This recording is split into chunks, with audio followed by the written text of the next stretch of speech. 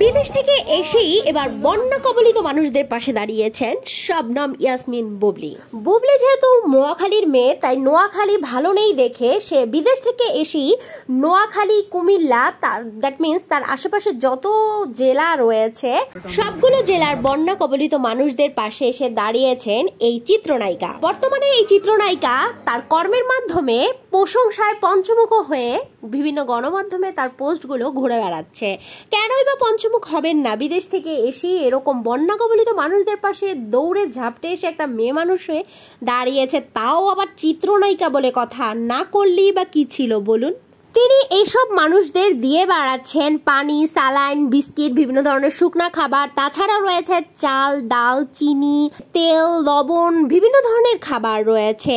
তাছাড়া মেয়েদের জন্য রয়েছে ন্যাপকিনের ব্যবস্থা। বিশেষ করে যেসব মানুষেরা প্রত্যন্ত গ্রাম অঞ্চলে বসবাস করে, ত্রাণ পৌঁছানো একেবারেই দুর্লভ বলে কথা, সেই সব জায়গায় বুবলি গিয়ে গিয়ে বন্যার্থদের পাশে দাঁড়াচ্ছে।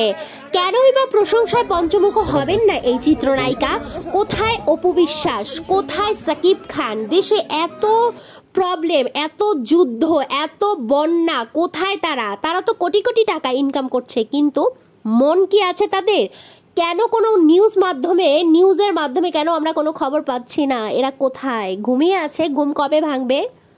প্রশংসার পাশাপাশি তেমনি খারাপ মন্তব্য রয়েছে, তবে খুবই কম। অনেকেই বলছে এগুলো লোক দেখানো। ভাই, লোক দেখানো হলেও সে টাকা খরচ করে ওই পর্যন্ত যাচ্ছে, মানুষকে সহায়তা করছে, মানুষ তার খাবারটা খেতে পারছে এই দুর্যোগপূর্ণ সময়ে।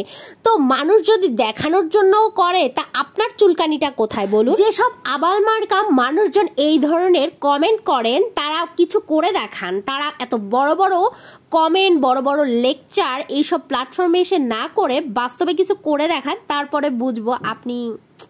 যাই হোক, আর মুখ খারাপ করলাম না, ভিডিওটা লং হয়ে যাবে। এরকম নিত্য নতুন আপডেট পেতে সবার আগে চ্যানেলটি সাবস্ক্রাইব করে পাশে থাকা বেল আইকনটি বাজিয়ে দিন এবং ভিডিওতে একটা লাইক দিয়ে যাবেন প্লিজ। তো গাইস, সবাই ভালো থাকবেন, সুস্থ থাকবেন। আল্লাহ হাফেজ।